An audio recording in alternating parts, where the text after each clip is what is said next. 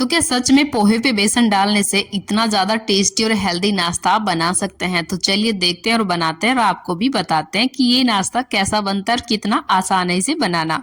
तो चलिए करते हैं इस मजेदार सी रेसिपी को शुरू। इसके लिए मैंने यहाँ पे 1 कटोरी पोहा लिया है। पोहा पतला मोटा जो भी घर में हो यहाँ पे चल जाएगा। तो चलिए बस इसे ट्रांसफर करते हैं बोल में और इसे बढ़िया से 2-3 बार साफ पानी से वॉश कर लेंगे ताकि इसकी सारी गंदगी निकल जाए। तो पोहे को कम से कम 1-2 पानी आप जरूर से वॉश कीजिएगा क्योंकि काफी ज्यादा गंदगी होती है इसके अंदर और हमें तो इसमें पोहा धो करके ही लेना है। तो बस यहाँ पे मैंने सारा पानी इसका निकाल दिया है और इसमें बहुत ज्यादा पानी आपको नहीं छोड़ना है। तो देखिए बिल्कुल नॉर्मल सा 1-2 चम्मच पानी मैंने इसमें छोड़ दिया ताकि पोहा फूल जाए। तो चलिए इसको हम साइड में रखते हैं और अभी हम करते हैं छोटी सी एक और तैयारी, जिसके लिए मैंने यहाँ पे 1 कप बेसन लिया है। तो कोई भी कटोरी या कप से आप मेजर करके ले सकते हैं। तो बस यहाँ पे एक बाउल में ट्रांसफर कर लिया है और इसमें डालेंगे हम पानी। इसके लिए आपको दही, इनो, सोडा वगैरह मतलब कुछ भी नहीं चाहिए होगा। सिंपली हम इन 2 चीजों से बना के इस नाश्ते को तैयार करने वाले हैं। तो थोड़ा सा पानी मैंने इसमें डाल दिया और इसको मिक्स कर लेंगे। तो थोड़ा थोड़ा पानी डाल के इसको मिक्स करेंगे क्योंकि जो इस बैटर की कंसिस्टेंसी वो बहुत ज्यादा पतली भी नहीं करनी है और बिल्कुल ऐसा थिक भी नहीं रखना है। तो मतलब नॉर्मल सी बना के तैयार करनी है। तो पहले हम थोड़ा थोड़ा पानी डाल के इसको बढ़िया से मिक्स करेंगे। तो अभी थोड़ा थिक है तो 1 चम्मच लगभग पानी मैंने इसमें और ऐड कर लिया है। तो ध्यान से पानी ऐड करना, बहुत ज्यादा पतला आप मत कर लेना वरना बाद में आपको दिक्कत हो सकती है। तो यहाँ पे जो बेसन की कंसिस्टेंसी है यहाँ पे आप देख सकते हैं मैंने बना के तैयार कर ली है। तो चलिए अब इसको भी हम साइड में रख देते हैं और अब करते हैं मेन तैयारी। तो यहाँ पे मैंने 1 मीडियम साइज का कच्चा आलू लिया है। वैसे तो आप इस नाश्ते के लिए उबला हुआ आलू भी ले सकते हैं, लेकिन अगर इस टाइम पे उबला हुआ आलू नहीं है तो आप कच्चे आलू का यूज करके भी बना सकते हैं। नाश्ता बहुत ज्यादा क्रिस्पी बन के तैयार होता है। तो मैंने कच्चे आलू का ही यूज किया था। तो बस इसे कद्दूकस कर लेंगे बारीक वाली जाली से और इसे भी मैंने धो लिया और इसको निचोड़ लिया, बिल्कुल ड्राई कर लिया है। तो चलिए इसको हम एक बड़े बोल में ट्रांसफर कर लेते हैं। तो देख सकते हैं मैंने आलू का पानी अच्छे से निचोड़ के आपको निकालना है वरना आपको बाद में दिक्कत हो सकती है। तो एक बड़ी साइज की प्याज ली है मैंने, प्याज की क्वांटिटी अच्छी खासी रखी है। बाकी 1 मीडियम साइज का टमाटर बारीक कट करके इसमें ऐड करेंगे।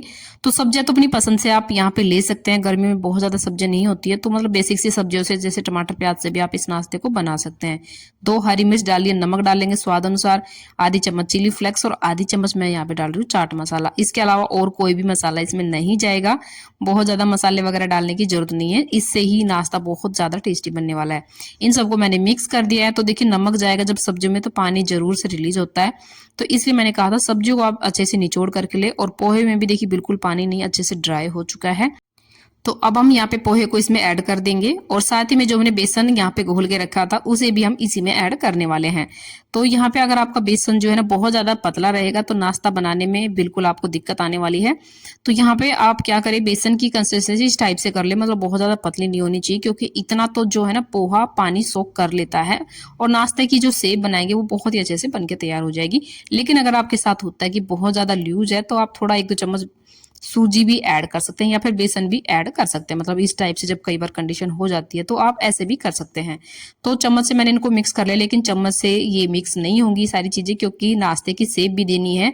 तो आप क्या करें, हाथ से पहले इन सब चीजों को बढ़िया से मिक्स कर ले। मसाले में मतलब नमक वगैरह, मसाले वगैरह सारी चीजें हाथ से ही अच्छे से मिक्स हो पाती है। तो बस हाथ से बढ़िया से मिक्स कर लेंगे और मिक्स करने के बाद आप क्या करें, इस तरीके से थोड़ा सा पोर्शन लेंगे इसमें से, मतलब नींबू से थोड़ा बड़ा साइज का ले रही हूँ मैं। तो बस इस तरीके से इसे थोड़ा सा रोल करके मतलब इसकी बोल बना लेंगे और ऊपर से इसे कर देंगे चपटा। तो आप इसकी टिक्की शेप भी दे सकते हैं या फिर आप इस तरीके से, मैं यहाँ पे इसमें होल करके थोड़ा सा डोनट वाली शेप यहाँ पे दे रही हूँ। तो आपकी मर्जी, आप इनको ऐसे टिक्की भी बना सकते हैं या फिर ऐसे होल करके डोनट भी बना सकते हैं। ये होल करने से क्या होता है कि बीच में से भी बढ़िया सी ये सीख जाता है। वैसे सीख तो वैसे भी जाएगा तो कोई टेंशन वाली बात नहीं है, लेकिन बहुत ज्यादा मोटे मोटे आपको नहीं बनाने हैं। इस तरीके से थोड़े से मीडियम साइज के ही बना के तैयार करना है और इनको फटाफट से बनाना है और ऑयल में छोड़ना है। बना बना के आपको अलग से नहीं रखना है क्योंकि जब उठाएंगे तो फिर इनकी शेप खराब हो सकती है। बहुत ज्यादा टाइट नहीं है ये। और ऑयल को आपको बहुत ज्यादा गर्म भी नहीं रखना है और ठंडा भी नहीं रखना है, मतलब मीडियम पे रख के इनको फ्राई कर लेना है। तो अगर आपने पोहे से इस तरीके से ये नाश्ता नहीं बनाया है तो जरूर से बनाना, बहुत ही ज्यादा टेस्टी बनके तैयार होता है। बाहर से क्रिस्पी, अंदर से सॉफ्ट और ना ही ज्यादा मेहनत लगती है इनको बनाने में क्योंकि कितना आसान है ये तो आप यहाँ पे देख ही चुके हैं। बस फटाफट से 5 से 10 मिनट में ये नाश्ता आपका बनके तैयार हो जाएगा और खाने वाला कोई बता ही नहीं पाएगा कि इसे आपने पोहा बेसन से बनाया है। तो यहाँ पे एक बैच मेरा फ्राई हो चुका है, दूसरा वाला कर रही हूँ मैं। बस इनको अलट पलट करके बढ़िया से क्रिस्पी हो जाने तक करेंगे। लेकिन एक चीज़ का आपको ध्यान रखना है, गैस का फ्लेम बिल्कुल लो भी नहीं रखना है और ना ज़्यादा हाई, मीडियम पे करके इनको मतलब फ्राई करेंगे ना तो क्रिस्पी नाश्ता बनता है बहुत ही ज़्यादा। तो वैसे भी जब आप पोहे से कोई रेसिपी बनाते हैं तो बहुत ही ज़्यादा क्रिस्पी और टेस्टी भी बनती है। तो मस्ट ट्राई रेसिपी है, ज़रूर से बनाना।